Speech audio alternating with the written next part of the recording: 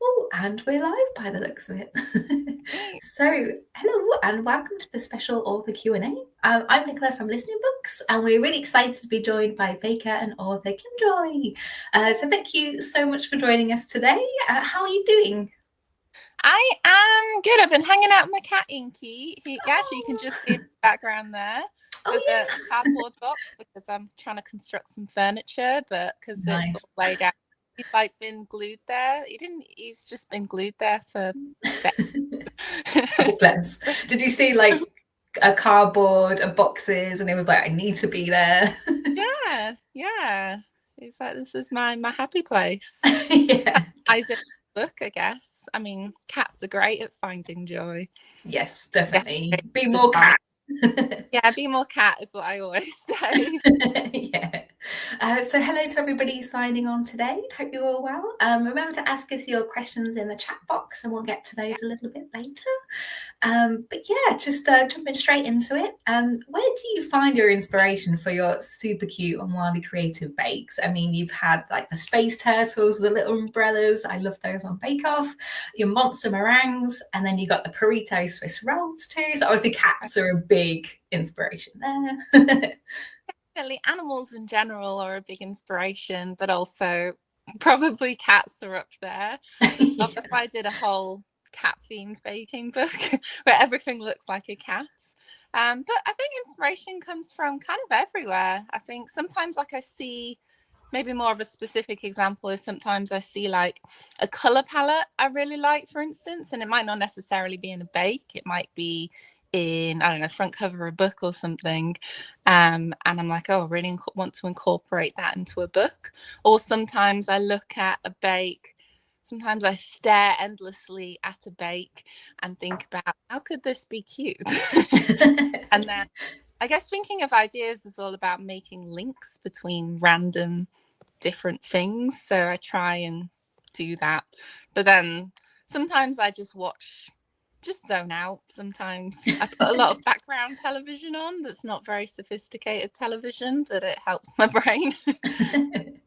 Nice, yeah.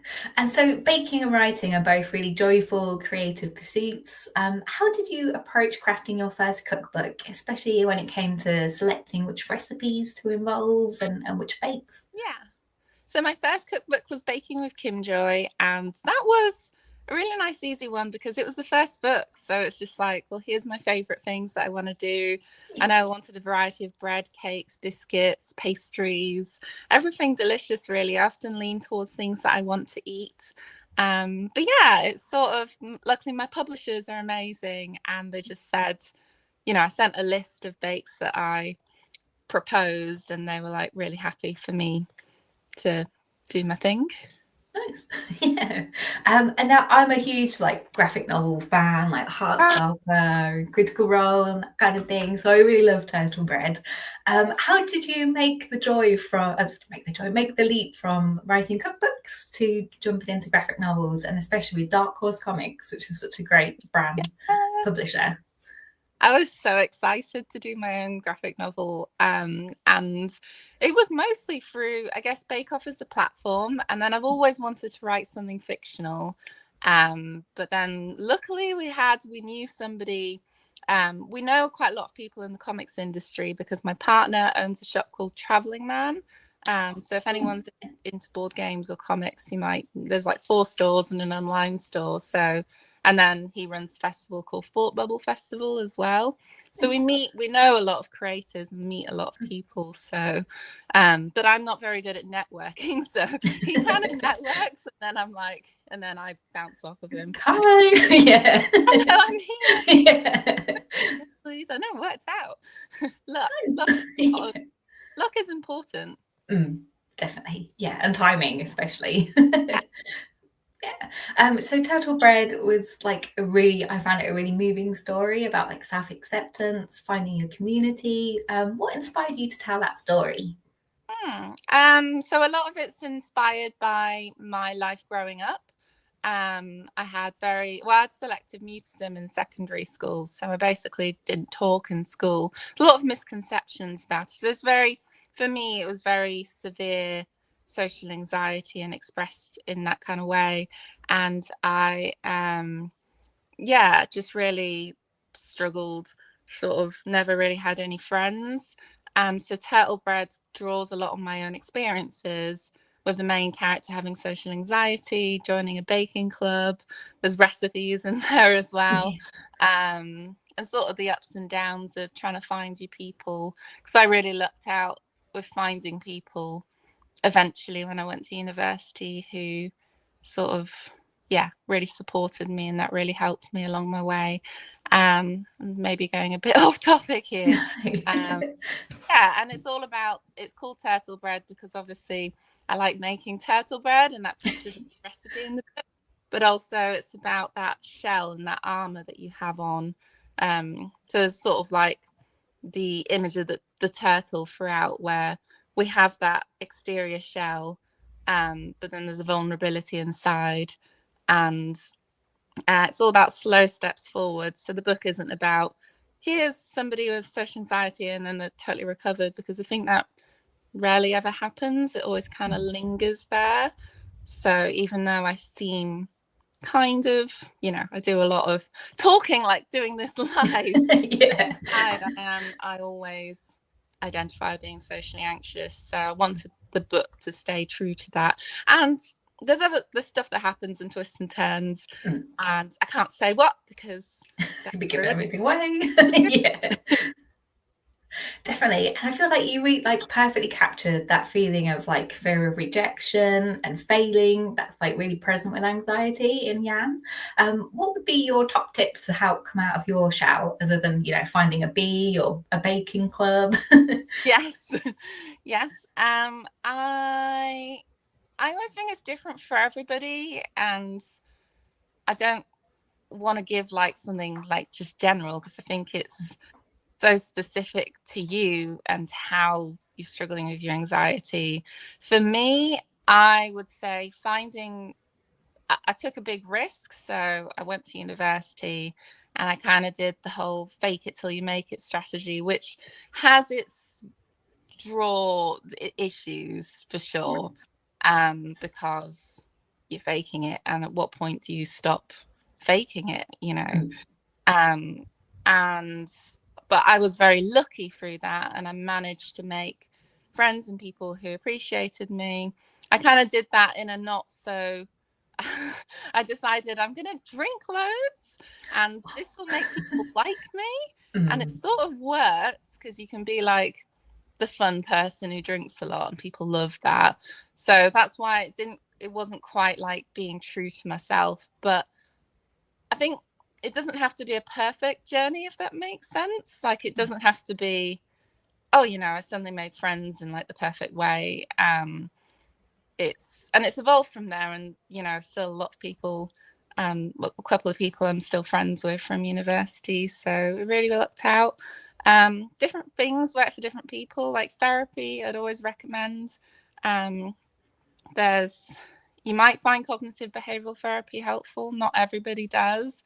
Can be tricky with social anxiety because it's always about graded exposure. So you start with a smaller situation, like maybe like a small, like trying to talk to somebody at the shop or something, and then grade it up. But you can't really control that with social anxiety because you're just exposed. Suddenly I'm doing a live or something. So it can be tricky. But I think it's constantly reflecting is the most important thing. And that's also something I talk about in Ordinary Joy, is constantly thinking, I also find it helpful to think back and like, where have I come from? And keep reminding yourself that, you're doing everything that's possible that you can. I think one of the worst things is when you start beating yourself up about it and going, I don't know, all the things that go through your head when you're like beating yourself up. But yeah, I think sounds cliche, being gentle to yourself, but I think practical ways to do that, and I think the main way is reflecting, and I think knowledge is power, which is a common theme I come up with, talk about in the book, because sometimes it just helps to know. I don't know what I'm saying. It just helps to know, because it's weird with social anxiety and you question yourself a lot. And I also am waiting for an assessment for autism because it overlaps a lot. Yeah. So sometimes you question a social situation, but actually the fear isn't unrealistic. The fear is actually real because you are struggling to sort of get along in a group situation or say the correct things.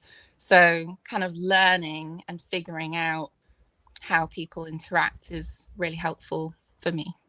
Definitely, I agree. Now I've got a couple of questions come in. So we've got one from Bryony Brum. She said, speaking of struggling at school, she's having had a tough time in school. I wondered if Kim Joy had any advice for wanting to share cooking video content, but worried about getting trolled online. Oh, yeah, that's a really tricky one because it's weird being on social media and having difficulties with anxiety. And it's something I'm always struggling to balance as well. One thing can be, so, like, luckily recipe videos are a good one because you don't have to show your face if you don't show your face. And if further down the line you want to show your face, then do that. But then there's also a lot of pressure, like you want to get more likes and views and all of that. And then, you know, you look at people's tips on social media and they're like, oh, you need to show your face. And you're like, no. Like, I was actually talking to my partner Nabil about this yesterday, and I was saying, oh, you know, should I be talking a bit more on video? But it makes me quite, I don't know. I like focusing on the creativity aspect. Yeah, definitely. So I think just take it easy, do one step at a time. For me, how I started was back when social media was more like photos, and I probably preferred that. Agree. Yeah. I feel like I could just switch off when I was baking. But that was nice because I think another thing is it also increases your confidence as you go along. And I did like a year of posting to social media, and then I applied for the Bake Off and got on the Bake Off, and that really was really, really helpful for me. So I don't know, keep posting. Don't put too much pressure on yourself initially to post too regularly, because a baking video it takes time. It can take like a day to film, half a day to edit, maybe even longer if you're doing like a YouTube or something like that. Sometimes one thing that can be helpful is, it's weird because the people who know you, I always have this, and I think it's quite common, where you feel more anxious about people who know you seeing your social media than actually people who don't know you. So maybe just set a boundary and just don't tell anybody about it if that's possible, or just tell them I'm just keeping it for myself and can you not follow me? I don't know what your situation is like, Bryony, but yeah, hope that helps. Thank you very much. We got another one from Amy. She said, hi, Kim Joy. Do you have the same kind of writing process when you're writing books from different genres? Or do you work differently depending on if it's a cookbook, graphic novel, etc.? It feels quite different actually, because with a cookbook there's a lot more like recipe testing, lots of scrappy little notes and stuff like that. Whereas when I was writing Turtle Bread, my comic book, I'm actually, no, the writing side of things. So I did the baking obviously at home, and then I used to go into my partner Nabil's office, and that's where I can concentrate because there's people around me. Whereas at home, I'm like, just have a nap, hang out with me. There's a cat here. Yeah. Background. So that really helps me. And I don't think I am that structured, really. I try to be, but I'm not entirely. Actually, the self-help book, Ordinary Joy, I wrote that mostly on my phone, or pretty much all on my phone. I write in the notes app on my phone, but it's partly because I've got chronic illness issues. So last year when I was writing it, my health got so bad that so I have like chronic migraine and other issues, so it's Yeah. every day. Mm-hmm. And it affects, people don't always realize it's not always just pain. It affects your ability to think, and it affects your whole body. Like all my muscles would feel fatigued.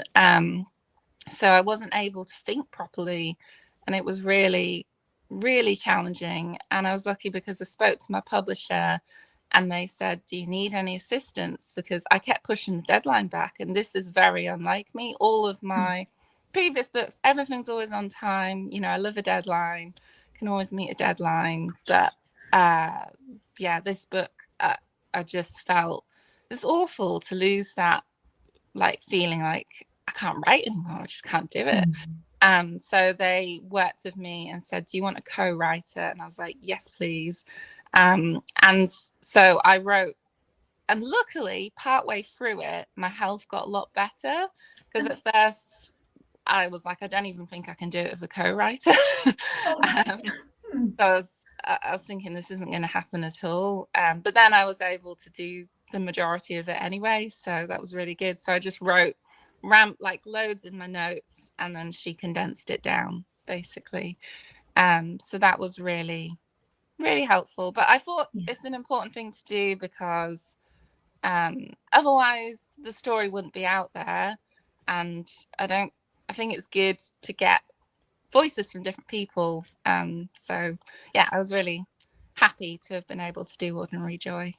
Yeah, I'm really looking forward to it as well. It sounds really just like a lovely, inspiring book. We had a question from Claire, who asked, were you inspired by any books you've read to start writing? Oh, yes. I was inspired by, I've forgotten now. Little Bread was inspired. Oh yeah, so one, it's not a book, it's a film called Mary and Max. Oh yeah, is it claymation? Yeah, Stop-mation. Yeah. like, yeah, not everyone has heard of it, but I think it took ages to make, because it's a claymation and all the animations took ages. But it's about this Australian girl growing up, and she has social anxiety. She doesn't have any friends. She longs to have some friends. So she starts a pen pal relationship with this, and it's a very like a generational gap, because an older man with autism, and he also doesn't have any friends. And then they have this pen pal relationship, and things happen. Don't want to say what happens, but I just love that film so much. So that's kind of the idea in Turtle Bread, where I have the generational gap between Yan and Bee, and sort of learning from each other in that way. And obviously they're not having friends, but they're not. Yeah. Oh, it's just such a lovely film, though, isn't it? It's so sweet, so cute. Yeah. And Turtle Bread, just jumping back to that, features so many fantastic and unique characters. And the creative team was so great with the art as well. What was the process like developing them, especially like the charming character designs? With the artist Alti Firmanshaw, she's amazing. And I just wrote, so I had like almost like, you know, in D&D you have your like your character sheet. Yeah. I recommended that, so I did like character sheets for each person. Even if things weren't going to go into story, this is like their backstory to inform how they're going to so I sent those character sheets over to her. And I don't really, you know, obviously there's certain things I could put, oh, they're really tall or something like that, and she'll draw that. But I give, like, we work collaboratively. So I say it's 50-50, it's both of us. And I don't want to say you have to draw this. So yeah, I really trust her, and she's really amazing at what she does. And I always love the personality and expressions that she puts into different characters and really brings them to life. Definitely. And I got a real like Scott Pilgrim vibe from it. I don't know if you've read that graphic novel. But... I haven't. No, did you? Yeah, it looked really, I loved it. It was really great. Yeah. So we just had another question as well from Laura, who said, I'm neurodivergent too and find self-care difficult sometimes. I Mhm. just wondered what you enjoy doing to relax and look after yourself. Yes, I find self-care extremely difficult. um, I really struggle to remember to eat, drink, but then when I do eat, then I'm like, oh, I love food. Yes. Like I love food. It's just the whole transitioning between doing a task and then eating. So I'll struggle to say if I'm baking in the kitchen, I can't take a break to Right. eat and come back because I know that if I take a break, I won't be able to switch back. It feels too so it's really or if so I can do it, but it takes a lot from me. And it really, what really helps me with self-care really is having my partner Nabil. I don't think it's a bad thing to admit that I don't think I'd be able to do everything that I do without him, because yesterday he was at home and I loved it because he'll do things like say, I think you need a rest. I'm like, do I? And I still won't rest. And he's like, no, you need a rest. And no, you need a rest. And then there's do rest.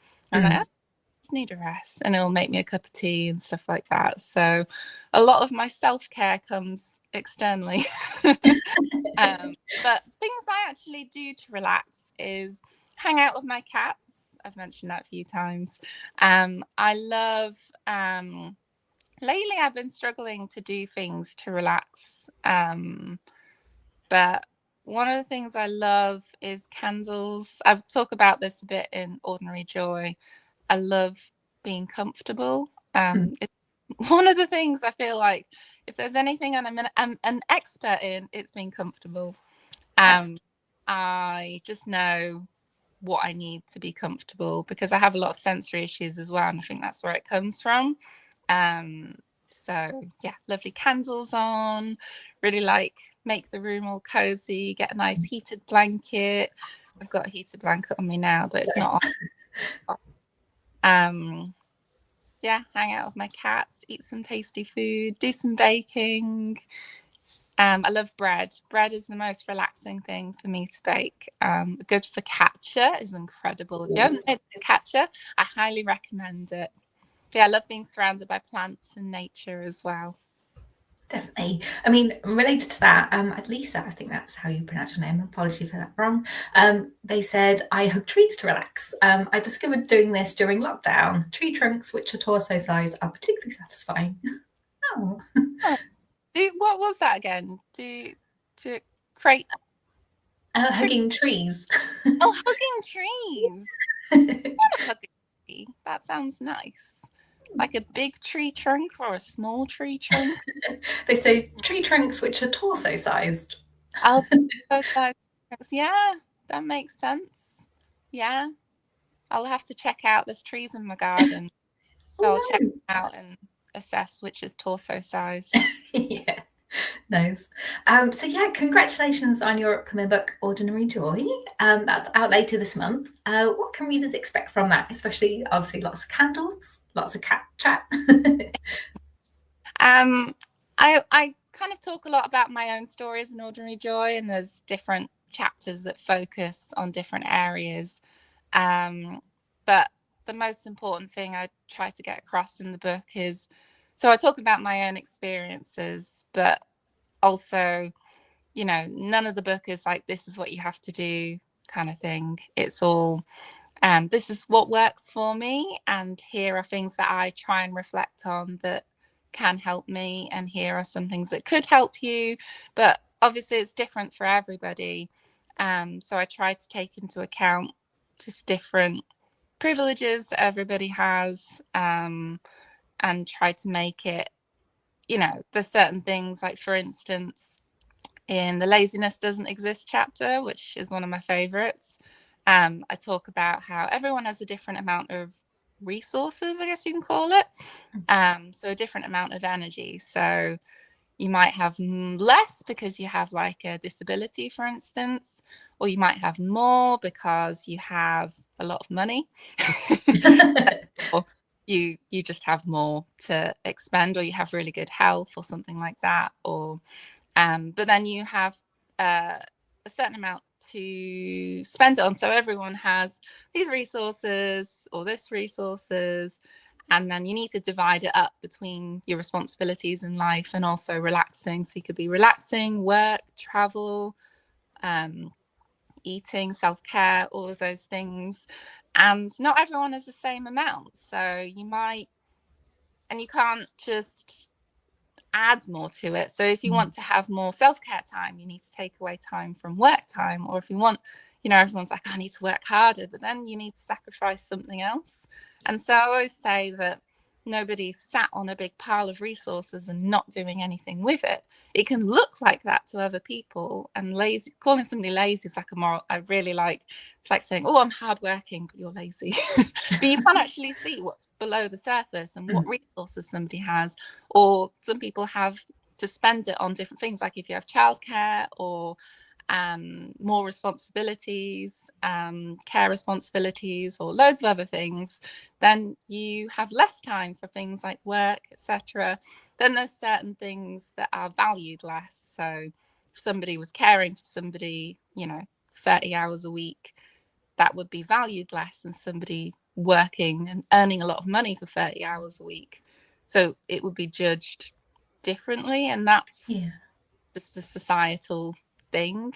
There's lots more to that chapter, but why did I get onto that chapter topic? I can't remember. What were you asking me? It was just sort of what can readers sort of expect from the book? Oh yeah, so I was talking about different different experiences and how you can't just judge anybody for, so that's one of the examples, is you can't just put a judgment on somebody and call them lazy, because you just don't. A lot of it's like you don't know what's underneath the surface. Even things like procrastination are complicated, because a lot of people see procrastination as laziness, but underneath that there's your life experiences, there's neurodivergence, there's pressures on you, there's perfectionism. There's a lot of stuff that goes into that.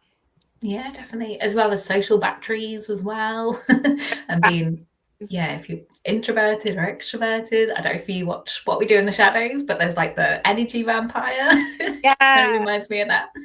Yeah, I've watched it ages ago. I can't remember anything about it. It's very funny. I would recommend it. So because we're an audiobook charity, I'll just quickly briefly go into that. So what are your favourite books or audiobooks at the moment, or your top ones ever? I'm really terrible at reading lately, I have to confess. When I was thinking about the previous question about self-care, I was thinking I'd really love to read more. That would be a nice self-care. And I've tried to get that habit back into my life. But truthfully, since Bake Off, I've really struggled to just separate self-care from work and just spend some time reading. The book I've read most recently is she's a friend of mine, actually. She's called Tracy King, and it's called Learning to Think. I think pretty sure it's called Learning to Think. And it's a memoir about her life.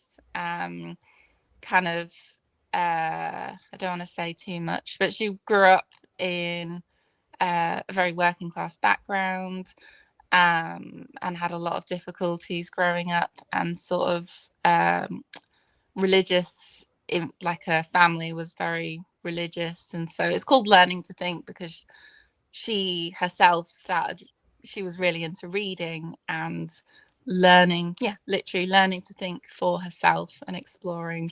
And I saw her the other day, actually, really. So it's kind of weird to read a memoir of somebody that you kind of know, but it's really, I really enjoy books like that. I need to read more. Oh, yeah, there's something about reading, isn't there? I feel like you need to sort of give yourself permission to have the time to read. Yeah, totally. And that's another thing I talk about in An Ordinary Joy, is just, I'm not like a perfect, like I try my best and I keep reflecting. Like even right now, I'm thinking I need to read more. But maybe I need to put steps into place to do that. But we're all kind of struggling with, it's never going to be perfect, and I'm fine now. But yeah, so reading would be a good self-care thing to do. Definitely. Yeah, maybe you need to ask someone to give you permission to do it, then it'll make you feel like, yeah, maybe. Yeah, I think I need somebody to come and force me to do it. Yeah. Yeah. Sit down, put your blanket on, put a candle on, read. Yeah, to do that. No. So just going back to Ordinary Joy. So all the artwork that you've released so far, the illustrations are really cute and they're really unique. How involved were you in shaping the artwork and overall sort of creative direction of the book? Yeah, so the artwork is by Linda van den Berg. She's amazing. She lives in Amsterdam, I think. Wow. Because I've never met her. I've never met Alti, who did the art for my comic book either. She lives in Indonesia. Oh. So, but they're both really amazing. Linda she sent me like a little original in a frame, which made me really happy. But to answer your question, I wrote just brief notes. So, because I have the goblin analogy throughout Ordinary Joy, which is like kind of the goblin's like your inner child. It's also like your vulnerable side. It's the bit full of joy if you can nurture that.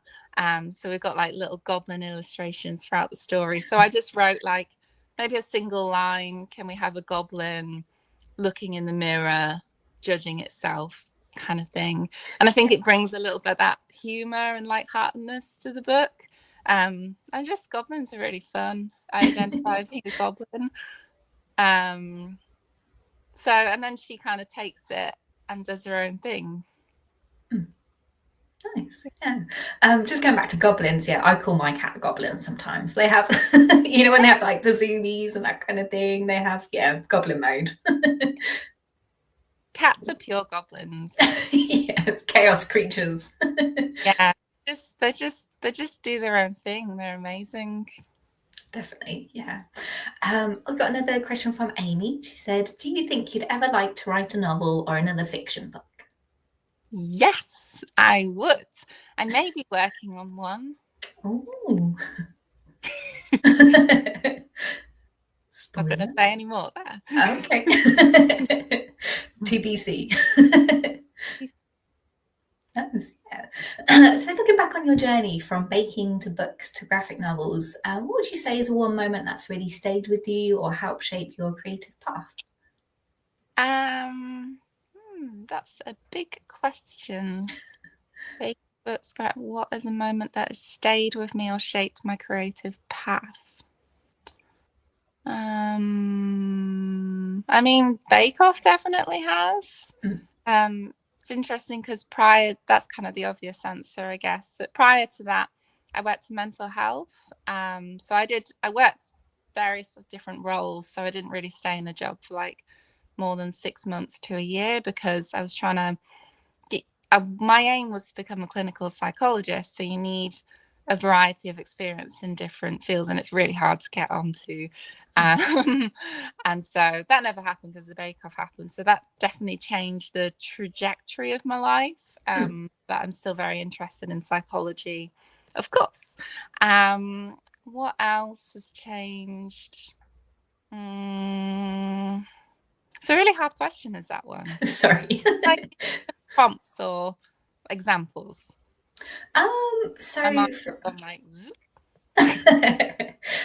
Meeting other artists, maybe. I think you go to quite a few like Comic Cons and things. Yeah. Does that kind of help with creativity? And yeah, definitely comic conventions, meeting people, just seeing other people who are being creative in general is very helpful.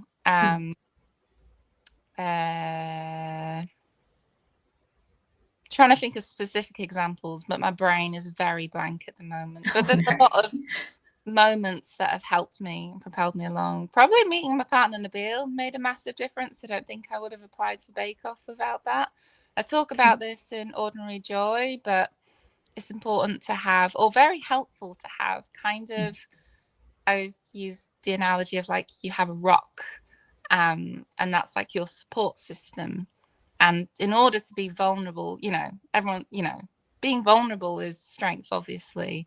But in order to be strong and vulnerable, you need that rock to then kind of run behind when it all goes wrong, because not when it all goes wrong, in case it all goes wrong. Yeah. And without that, it's much, much harder to be vulnerable. So kind of Nabil has really helped me with that. That sort of changed a lot of things. What else? I can't think of anything else, but there will be. There'll be a bunch. Yeah, definitely. Yeah. And just going back to books, do you have a sort of favourite trope in a book that you particularly enjoy at all? Interestingly, I mean, like I said before, I've not read enough books recently, Mm. but I really love. My books don't really have a dark ending. They just have like a not happy, but not like a realistic ending. Yeah. So I always love a realistic ending in a book, but I also love like a super bleak ending. Oh, okay. Like a book that doesn't really go anywhere and it's just quite sad at the end. Like trying to think of examples. Like one of my favorite books is We Need to Talk About Kevin. I Okay. really like The Road. I can't remember what else because I've not read enough recently. But yeah. Okay, yeah, no, that definitely makes sense. I mean, life is a bit more sort of not always a happy ending, I suppose, sometimes. So, yeah, it's a little bit more relatable, I guess, that Yeah. kind of Yeah. style book. Yeah, definitely. So, just go back to baking. What would you say your sort of go-to treat is to bake to help lift somebody's mood? So my go-to treat to bake for somebody. Yeah, or I'm for yourself. like the newest thing. I always want to try something brand new. So I don't really have many things that I revert back to, although kind of bread recipes, like I said before, I love bread and so comforting. So bread recipes that I revert back to: focaccia. I love focaccia. I do an overnight no knead bread recipe, which is so simple. You just mix it all up the night before, and it's quite a wettish batter, not batter, dough. Then you just leave it. It's only got a small amount of yeast in it, so it rises very slowly overnight. You don't need it at all because the slow rise does the job for you. That's the first rise. Then you shape it, put it in like a you don't have to use a banneton, just put it in something. And then to bake it, the trick is you preheat a Dutch oven so that it's very, very, very hot. And then which is like a cast iron pot with like a lid on it. And then you put your dough in there and you bake it for, I can't remember how long, but you bake it for a while, I think like 15 minutes.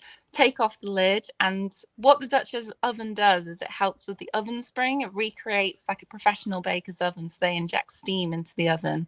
So in the Dutch oven, it creates a really steamy environment, so you Bit get of that sauna. oven spring isn't forming too soon. And then you remove the lid and then continue baking it, and that will form your crispy crust. And it's delicious, and you eat a whole loaf. A whole one. Nice. Yeah, Have to you make. just got have to. Definitely. And just jumping on the back of that, Claire asked, what would you recommend someone to start with if they are new to baking? I always say to go in the direction that makes you happy. I love Marie Kondo. So what sparks joy? I I think what you most want to eat. So I say baking that there's different mediums. So cookies are different medium, pastries are different medium, bread's a different medium, cake is its own thing. I started with breads and pastries. That's where I feel most comfortable. Cakes I find the most daunting, and a lot of people say cakes are easier ones to do, but it doesn't necessarily have to be that. So just start where you feel comfortable and then grade it up a little bit. So do something maybe to start with that you feel like I could do that, or maybe I could potentially do that. Maybe it might go wrong.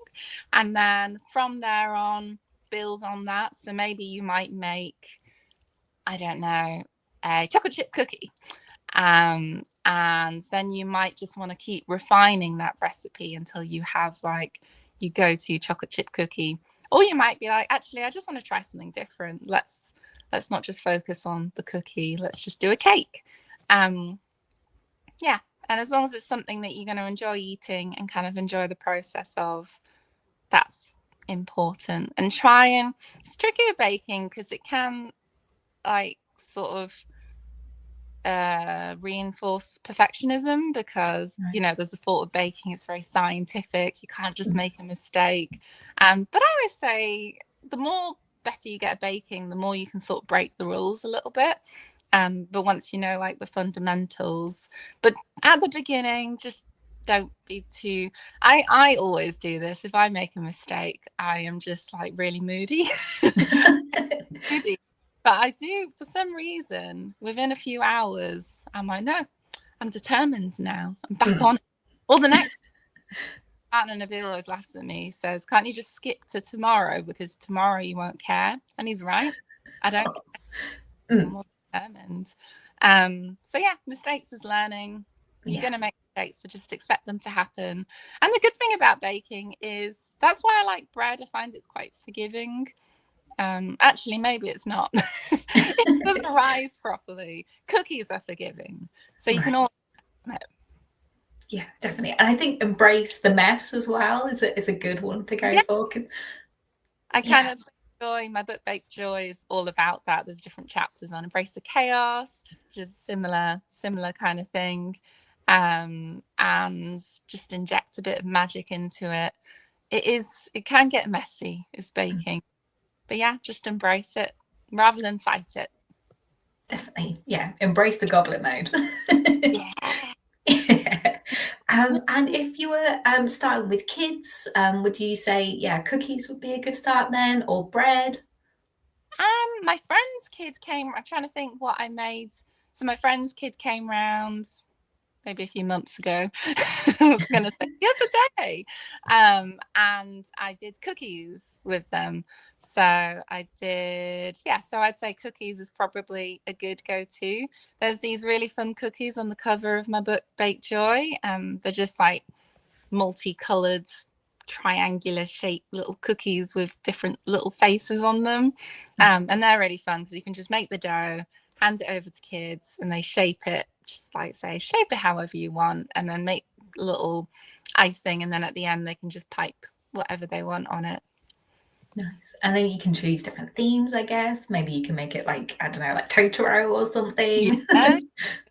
Yeah. I mean, kids have got amazing imaginations, and that's another thing I mention in the book is tapping into your inner child. So I always feel like I learn a lot from kids. I love how they just go, this is the best thing in the world. and it is, because they put all their time into it and effort. And they're not so bound by rules. But it's kind of sad because that's sort of stamped out of us a little bit as we grow up. But I think there's so many responsibilities when you get older. So yeah, try and learn from children as much as possible. Yeah. Embrace your inner child. Always a good rule. Yeah. And I know there isn't an audiobook version for the book yet, but if there were, would you want to narrate it yourself, or would you have like an actor you have in mind that you'd like to narrate it maybe? I'd totally love to narrate it myself, although I've read that, it's a very hard thing obviously to do. So I'd want to make sure that I can do it. Yeah. File of a chapter and be like, does this sound okay? Because I guess it's important to not sound like you're just reading. But I'd love to narrate it myself if it happens. Do you have a particular favourite narrator? I mean, David Tennant is so good. I don't know if you've listened to any of his audiobooks. No. Yeah, no, they're really good. Yeah, Olivia Colman too. I would recommend. She's done quite a few. She's very good. Yeah. So there's some good ones to start with if you're looking to get into audiobooks. Yeah, definitely. And if you were to say there's one thing you want readers to take away, like one message from Ordinary Joy, what would you hope that would be? Oh, one message. Oh, it's hard to condense down to one message. I will try. It's hard because I was feeling like one message might sound too like general. I don't know. Let me have a think. Oh, knowledge is power. Knowledge is power. So it doesn't matter if things go, I don't know, things might not quite go to plan, but as long as you're reading up and you're reflecting and you're figuring things out, then there's a way forward. Hopefully that makes sense. And it's different for everybody. You're doing as much as possible with what you have. Definitely, that sounds so good. Yeah. Yeah. So just going back to your baking for your inner child series on Instagram, what was sort of the inspiration for that? Is it just again, you like more people to sort of embrace their inner child, and then putting it on Instagram, you're hoping they be inspired by that? About embracing your inner child. I think I think so. One of the things I talk about in my book is I kind of reflect a bit on my own personal experiences, and think one of the things, luckily, that I feel like I'm good at is embracing my inner child. And I don't think that about all the chapters. There's some chapters like I always, trying to convince myself laziness doesn't exist, even though I know that it doesn't, can be hard to do. Like, you know something, but yet your brain tricks you. But I don't know, my house, I don't know, you can't properly see all of it, but it's very colorful. It's definitely my inner child. When I try to think back to my childhood and what I enjoyed as a child and try to bring it back into my life. I love talking to people. Like when I was at a comic convention, I was talking to somebody who said they make swords from sticks and stuff like that. And I was like, I did that as a child as well. And they were like, yeah, and I still do it. And I was like, that's so great. I love that. Maybe I should get into that. So I love examples like that from other people. I don't know if I'm answering your question exactly how you asked it. No, that's fine. Yeah. So thinking about ways to put that into your life, but then staying realistic with it as well, because as I was saying before, we all have different responsibilities and things that we have to do in life. And it's harder. Say you have a job, like, because I used to work in mental health as a psychological wellbeing practitioner. So you have a role like that and it feels very serious, and it can be really hard to balance that, or like to balance that with bringing a bit of your inner child. You almost feel like you have to suppress that a little bit, or could go two ways if you have children, I guess. Like maybe that brings out your inner child, and maybe you have to be an adult though, don't you, when you grow up. But thinking about ways that you can possibly bring that back, and it doesn't have to be massive ways. It could just be really little things, like like for me it's decorating. I have like 2 sprinkle drawers. Oh. That's kind of my inner child, and I love showing it off to children. Compliments from children are my favorite. Like, oh, I'm doing something right then, thank you. But that takes space, sprinkle drawers. But you could have even like a little jewelry box with, I don't know, things that make you happy. It doesn't have to be sprinkles. You could collect rocks or seashells. I just think your interests may change. It's not going to be exactly the same as when you're a child. It'll be evolved. But you can sort of draw on that and see where it goes. I think I love board games. Board games are amazing. I think board games should be more of a thing because it really brings you together. It's really social as well. Yeah, unless it's Monopoly, and then it all goes a bit wild. Monopoly. What did I play? I played Ticket to Ride the other day, and I really enjoyed that. Definitely, that is a fun one. I mean, do you play like RPGs? Are you a D&D fan? So I love to get into D&D. I'm actually sat in front of a ton of D&D books because my partner Nabil, well, we've got tons because my partner Nabil played it non-stop until he was like 35 or something. And so I keep like saying, can you please like DM a game and do one for us? So at some point that's going to happen. But I've only played it like maybe twice or something. But I like RPGs. I'm playing a game called Metaphor Fantasio at the moment. I also love Pokemon. Yes. Yeah. I've Action of Mew. Oh, really good. I don't know if you can see it. Yeah. So I'm getting back into that. I play because I cannot make myself exercise. Oh, this kind of links into the self-care question before, because exercise is important for self-care, but I cannot do it. I just cannot. I don't get that like joy from it enough that will kind of I just don't get it. So I mean I get satisfaction, but then it's so hard to I don't enjoy the process of it. But I got this game on the Switch called Ring Fit, and have you heard of it? Is it the one where you've got the yes, yeah. And you're like, you fight monsters, you get to run around and you got to jump, and it's really balanced. Like to fight the monsters, you got to do like loads of squats or yes. There's like balance involved. It's like a whole body exercise, cardio. What's it like? Resistance training.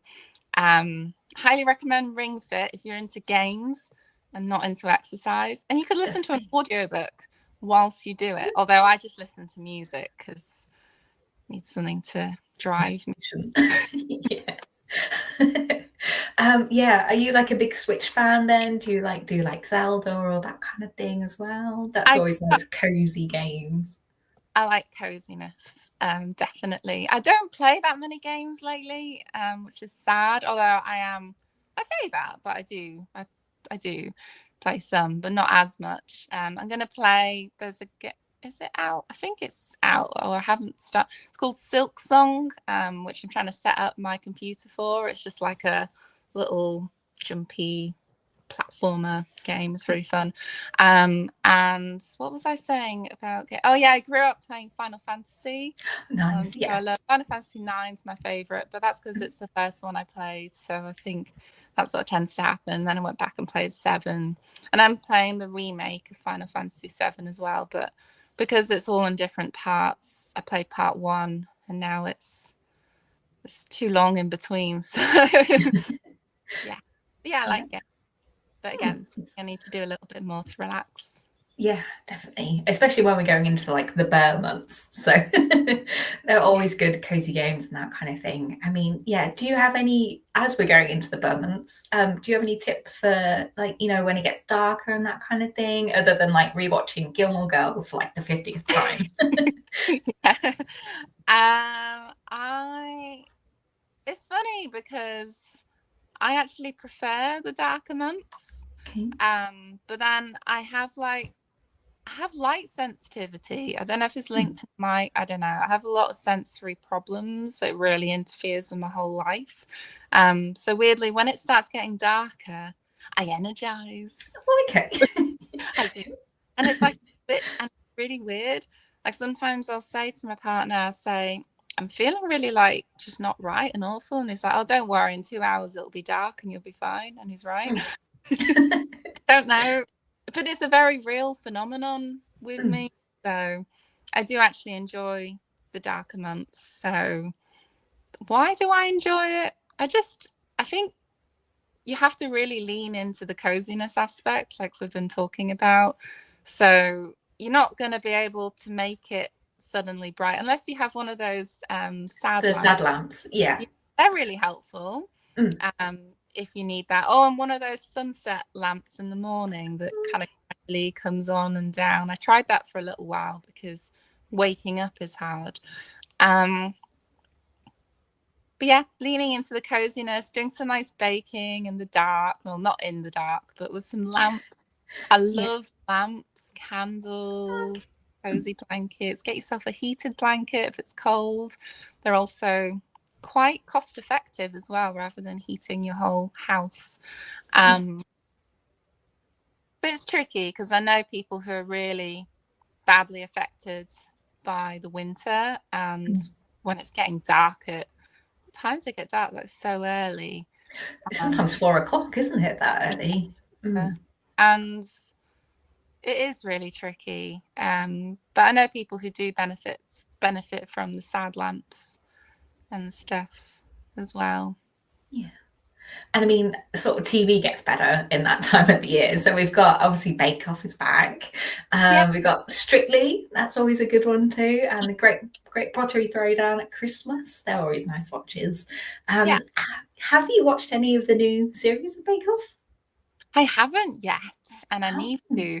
And I don't like every other series I've watched.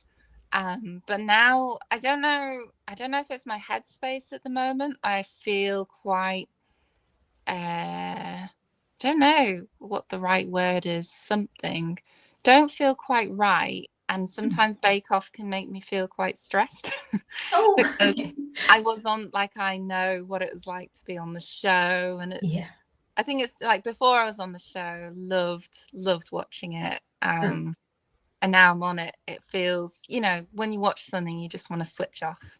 Like I like a lot of just like Love Is Blind I've been watching, and stuff that I don't even have to pay attention to. I can just like do stuff on my phone, put it in the background. But Bake Off, I think it commands all my attention, and some of that, like maybe 10% of that, becomes stress. But Bake Off show, I love it. I've always loved the Bake Off. Yeah, I mean, there was a challenge last week, and I so felt for the man, but his cake like melted. Oh, I saw. And I was like, no. Online. Yeah. Yeah. About the first week. Yeah, it was. That everyone worked really hard on the first week. It was pretty impressive, to be fair. Yeah, I saw some of the pictures of what people have made, and it's like seems very talented bunch. Definitely, yeah. And what do you think of Alison? I mean, would you? Because she wasn't there on the show when you were there, but she's so lovely. What do you think of her? Yeah, love Alison. I think she's just perfect for the show. She's amazing.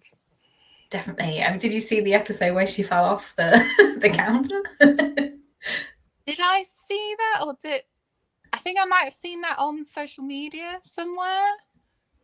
Yeah, I think so. Yeah, so good. I sound helpful because, when somebody says something and then you create in your mind that you have seen that, but maybe I haven't seen that, and that's what I'm trying to figure out. But I think I did see that. Yeah. And last question on Bake Off, because I'm quite a big fan. What do you do with all the food once you finish filming? Good question. So it's all cut up into slices. The crew will eat it first. So whoever's like got Star Baker or whatever, or like really good feedback, that person's will be demolished. And then the rest, well, everybody. So when we're chilling out, I say chilling out, we're never chilling out between challenges. So you got to do a lot of interviews and stuff. So I felt like I never had a break. But they bring around like a tray of like cuttings of everyone's cake, so you can try it all. But a lot of the times I didn't get round to trying it because I don't know, there's so many like interviews and then like filming bits in between. Yeah. Was there any that you were particularly super proud of? Again, as I said, the turtles, space turtles, were probably my favorite. That's the one that most people remember that I did, was the space turtles. It kind of worked. I was very proud of that because it worked much better in the tent than it did at home. Because at home, I tested it a bunch of times because there's a chocolate sphere that goes around these turtle shoe, and I needed to melt this chocolate sphere with sauce so that it would unveil. But when I tested it at home, I had to keep doing it repeatedly because the first time it just sunk all on top of the turtles and you can't see the turtles. So you have to, there's different methods. So you do like a crisscross method and it kind of opens out like that. And it worked on the show. I was very very, very pleased with how it turned out. It was amazing. I think we've got one more question before we run out of time. Is it as amazing as it looks, Bake Off, the tent and the house and where it's filmed? Yeah, it is amazing. Yeah, it's so weird when you get there and see the tent and everything for the first time. I think they've moved locations now from when I first did it, but it always looks the same. They always have like a tent. As long as you got the tent, it's fine. Yeah, it's really incredible. Yeah, so iconic. But yeah, thank you so much for joining us today. I think that is the time. But yeah, thank you so much. And Ordinary Joy out at the end of the month. Yeah. Thank you. Thank you. Thanks for your questions as well. Thank you. Bye.